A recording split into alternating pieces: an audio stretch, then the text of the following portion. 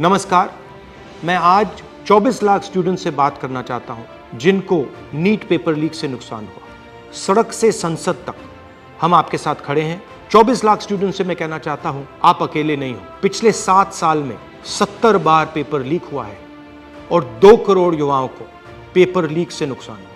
एक साथ हम ये लड़ाई लड़ेंगे और ये लड़ाई जीतेंगे। मेन इशू जो है वो हमारा पेपर लीक है। Sir, it's not only about 24 lakh NEET students, it's about whole family. There was a digital leak also this time. हमारे सोशल मीडिया अकाउंट्स बैन किए जा रहे हैं, हमारी वीडियोस डिलीट की जा रही हैं। मेरा माम पूरे सा हम लोग नहीं हो पाता। और आपके हाथ में, अगर आप क्लैरिटी से खड़े हो गए और पीछे नहीं हटे, उन दोनों को आपकी बात माननी पड़ेगी।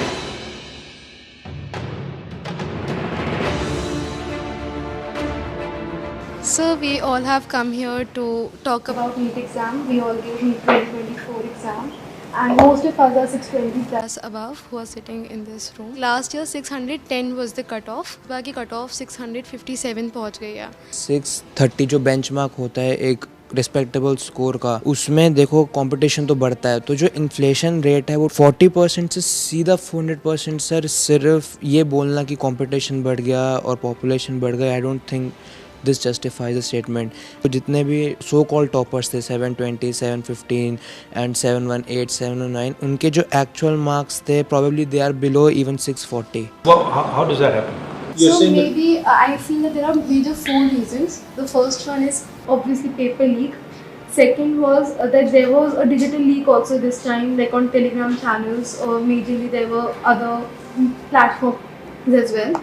Third reason was that there were scams going on which were saying that you just have to leave the blank OMR and the people of the NTA, or maybe I don't know from which association, they will fill those OMR.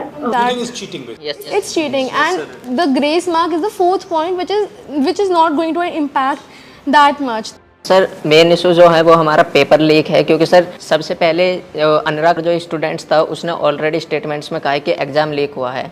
Sir exam leak हुआ है, उसने already proven किया हुआ है। और हम शिक्षा मंत्री श्री धर्मेंद्र प्रधान जी से मिले थे, उन्होंने स्टार्टिंग में कहा था कि एनटीए में कोई ऐसा कुछ गड़बड़ी नहीं हुई है, और जहां पर 2 सेंटर्स पर ये चीज़ देखी गई है उनको हम अभी वहां पर जांच की जाएगी।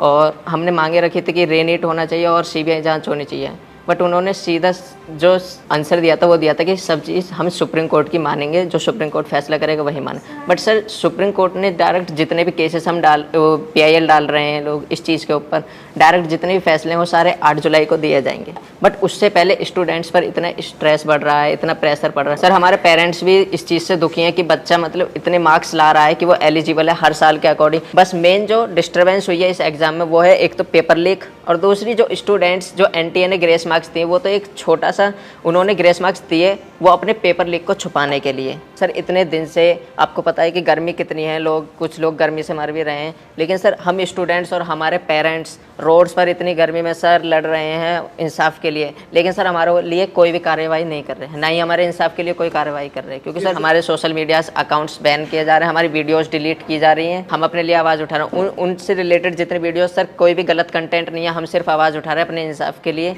उसमें सर हमारे जो सोशल मीडिया अकाउंट है या यूट्यूब अकाउंट है उनको डिलीट किया जा रहा है, बंद किया जा रहा है। 1 day of the whole year, तो वो हमारा दिन डिसाइड करेगा कि हम डॉक्टर बन रहे हैं कि नहीं। मेरा पापा नहीं है सर, डैड नहीं है, मर गया। तो मेरा मम्मी अकेली है सर। सर मैं 2 साल ड्रॉप लिया सर। 2 साल में मेरे को स्टडी नहीं हो पा रहा सर, अच्छा से घर में प्रॉब्लम, मनी का प्रॉब्लम, लॉन्ग टर्म में पैसा बजट नहीं हो पा रहा सर। ऐसा मैं सोच के मेरा माइंड भी अब ये भी लोड हो रहा सर, मेरा ब्रेन भी। मेरा माम पूरे सर हम लोग नहीं हो पाता, और एक बार नहीं हो पाता सर लॉन्ग टर्म लेना को, ऐसा सोच रहे। अभी रीनीट कराओ तो इजी होता सर। मतलब सर कंक्लूजन है कि रीनीट ही अब हो सकता है, रिवैल्यूएशन तो कोई नहीं होगा। नहीं तो अगर हम आपके लिए 2-3 चीज़ें कर सकें, सरकार के पर प्रेशर डाल पाए, तो हमें किस चीज़ों पे बोलना चाहिए? सर सबसे पहले तो रीनीट जैसा conclusion yes sir. Sir second NTA agency जो है वो एग्जाम्स ना ही कंडक्ट कराए, अगर वो नहीं करवा पा रहे हैं, एक्नॉलेज करें कि हम नहीं मैनेज कर पा रहे हैं। NTA as a concept is a failure. Yes NTA पे हमारा किसी का ट्रस्ट नहीं है NTA पे इस टाइम। फर्स्ट पॉइंट री exam, second point NTA is ना कराएं। थर्ड पॉइंट एजुकेशन सिस्टम पे फोकस करें और काउंसलिंग सर से 4 करें। पॉइंट ये कि जो बेसिकली जो ब्लाइंड स्पॉट्स हैं जैसे कि टेलीग्राम पर पेपर लीक होना, ऑनलाइन पेपर लीक होना, इसके ऊपर भी एक इंक्वायरी होनी चाहिए। Sir, it's not only about 24 lakh NEET students, it's about whole family. फिर सर जो बोर्ड्स का प्रेशर, फिर नीट में परफॉर्म करने का प्रेशर, तो सर बहुत सारे लोग तो मेडिकल ही नहीं लेंगे इस चक्कर में। सर ऐसे क्वालिटी डॉक्टर्स बनेंगे जिनकी क्वालिटी कुछ नहीं है, जो ऐसे ग्रेसिंग मार्किंग करके अंदर गए हैं, जब वो डॉक्टर्स बनेंगे तो can you imagine the condition of the people of India. आपको क्या लगेगा, आप अगर कोई ऑपरेशन करवाने जाएगा, क्या वो वापस लौट के आ पाएगा? हमारे पास इतने सारे केसेस होते हैं, मतलब हमारे मतलब नोन में कि भाई किसी को और का पेशेंट इसका स्टंट डालना है, उसका इंटेस्टाइन निकलवा दिया, उसका किडनी निकलवा दिया। सर ऐसे केसेस, ऐसी मिसहैपनिंग्स इतनी बढ़ जाएंगी, we can not imagine. Sir जो ये रीनीट का कॉन्सेप्ट है और जो ये रीनीट का कंक्लूजन है, ये बेसिकली दो ही बॉडीज़ हैं इंडिया में जो इसकी पावर रखती हैं। First of all supreme court, जिस पर हम अभी काफ़ी ज़्यादा डिपेंडेंसी शो कर रहे हैं, and second ministry of education. Ministry of education ने यूजीसी नेट का एग्ज़ाम भी कैंसिल किया और उसके अंदर लाइक 1 डे के अंदर उन्होंने एग्ज़ाम कैंसिल कर दिया। एक्चुअली ये दोनों ने इसलिए किया है क्योंकि पॉलिटिकल प्रेशर आया है, यस क्योंकि आप लोग मतलब चुप नहीं बैठे हो। यस सर, वो दोनों इंस्टीट्यूशंस निर्णय जब लेंगे जब आप प्रेशर डालो। यस सर, अगर आपने ठीक से प्रेशर डाला और आप पीछे नहीं हटिए, और अगर आप काफ़ी स्टूडेंट्स आ जाएंगे तो वो दोनों इंस्टीट्यूशंस इसको कैंसिल कर दें। पावर ना कोर्ट के हाथ में है ना मिनिस्ट्री के हाथ में है, पावर आपके हाथ में है। अगर आपने क्लैरिटी से खड़े हो गए और पीछे नहीं हटे, उन दोनों को आपकी बात माननी पड़ेगी। ठीक है, थैंक यू। आपका जो एस्पिरेशन है, आपका जो विजन है, इसी से देश का विजन बनेगा, इसी से देश की प्रगति होगी।